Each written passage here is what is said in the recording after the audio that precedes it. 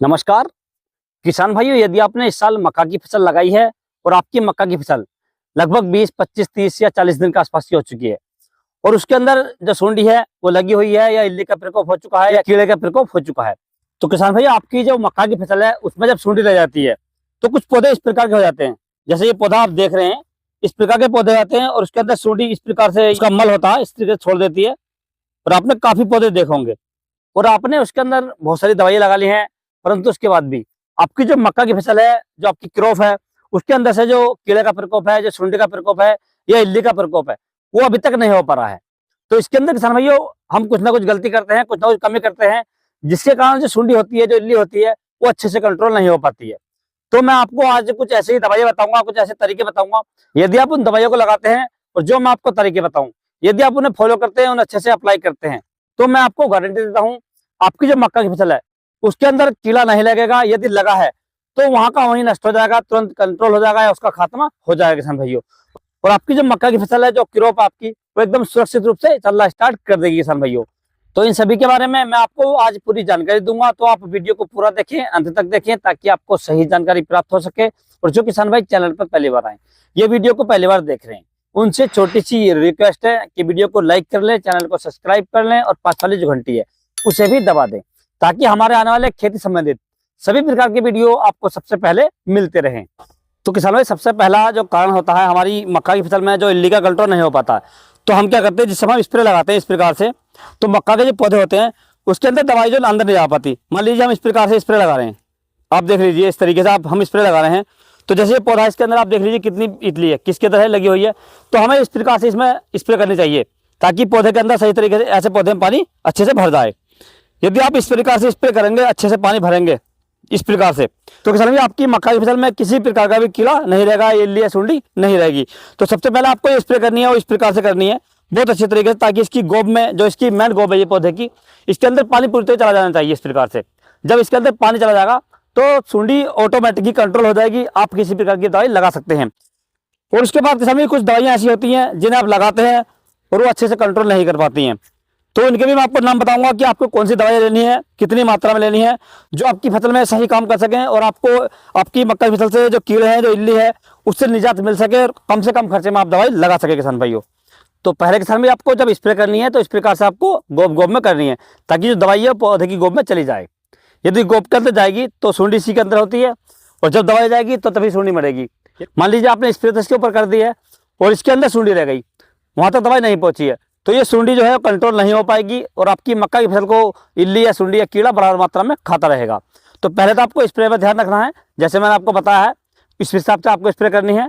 और दूसरा किसान भाइयों, जिस समय आप स्प्रे करें तो मक्का की फसल में हमेशा सुबह के समय या शाम के समय स्प्रे करें, दोपहर में कभी भी स्प्रे ना करें किसान भाइयों, क्योंकि यदि आप दोपहर में स्प्रे करेंगे तो सुंडी बहुत नीचे चली जाती है, ये जो आप दवाई लगाते हैं वो जल्दी से सूख जाती है, इसलिए मक्का की फसल में अच्छे से काम नहीं कर पाती है। अब किसान भाई हम बात कर लेते हैं दवाइयों के बारे में। तो मार्केट के अंदर आजकल बहुत सारी दवाइयाँ आ रही हैं, बहुत सारे जो कीटनाशक है वो मिल जाते हैं। तो आज की ऐसी वीडियो में किसान भाई मैं आपको 3-4 प्रकार की दवाइयाँ बताऊंगा, इनमें से आपको कोई सी मिल जाए उसमें से आप लगा सकते हैं। तो पहली दवाई किसान भाई जो मार्केट के अंदर आती है इमामेक्टिन बेंजोएट 5% SG, आपको ये दवाई लेनी है। ये इस प्रकार की डिब्बी में आती है और इसके अंदर जो दवाई निकलती है किसान भाई वो इस प्रकार की निकलती है, आप देख सकते हैं इस प्रकार की इसके अंदर दवाई निकलती है, इस प्रकार की, ये देखिए आप इस प्रकार की इसके अंदर दवाई निकलती है। और आप किसी अच्छी कंपनी की ले किसान भाइयों, जो भी आपके एरिया की अच्छी कंपनी हो आप उसकी ले सकते हैं।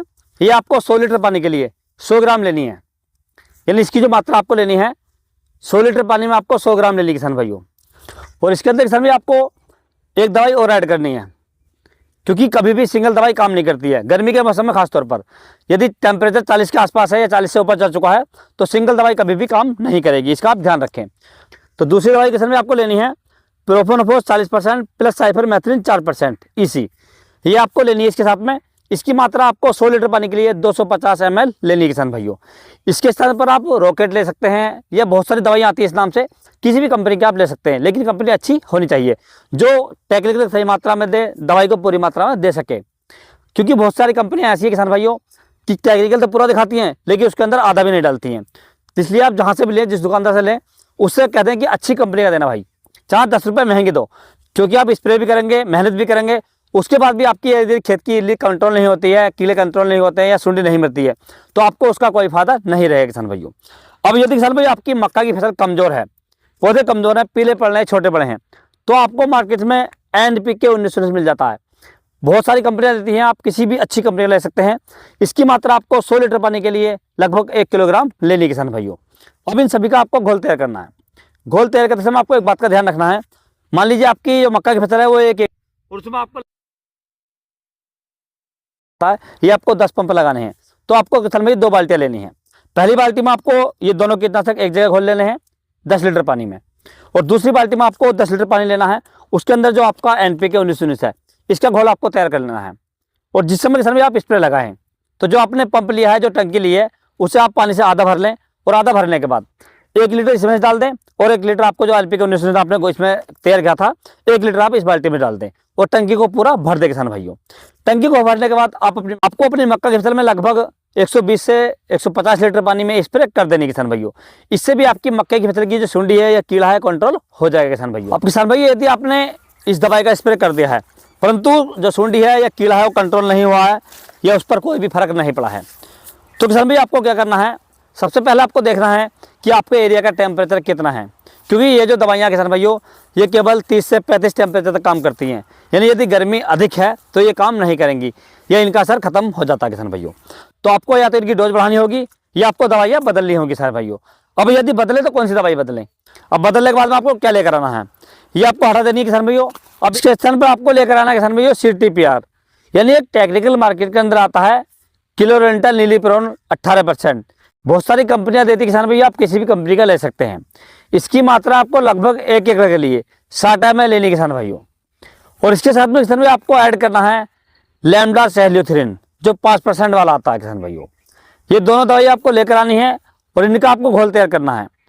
घोल तैयार करने के बाद आपको लगभग 1 एकड़ में 150 लीटर पानी में अपने पौधों में प्रत्येक पौधे की गोब में स्प्रे कर देना है। यानी हाथ वाली मशीन जो होती है, आपकी कमर वाली जो पंप होता है 15 लीटर वाला बैटरी वाला पंप, उससे आपको इसकी गोबों में दवाई भर देनी है किसान भाइयों।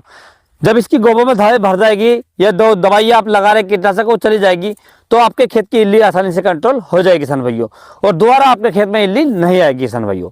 तो इस प्रकार से आपको अपनी मक्का की फसल में इल्ली की दवाई लगानी है, या कीटनाशक को लगाना है किसान भाइयों। इससे आपकी मक्का की फसल में जो इल्ली है, जो कीड़े हैं, वो आसानी से कंट्रोल हो जाएंगे, और आपकी मक्का की फसल एकदम रोग मुक्त हो जाएगी, और एकदम अच्छी होकर चलेगी, बढ़िया होकर चलेगी, और आपको उसकी अच्छी पैदावार मिल जाएगी किसान भाइयों। यदि किसान भाई आपको किसी अन्य फसल के बारे में कोई जानकारी चाहिए, तो आप मुझे कमेंट्स कर सकते हैं। और यदि मेरे द्वारा दी गई जानकारी आपको अच्छा लगी, वीडियो पसंद आया हो, तो वीडियो को लाइक करें, शेयर करें, और चैनल को जरूर सब्सक्राइब करें।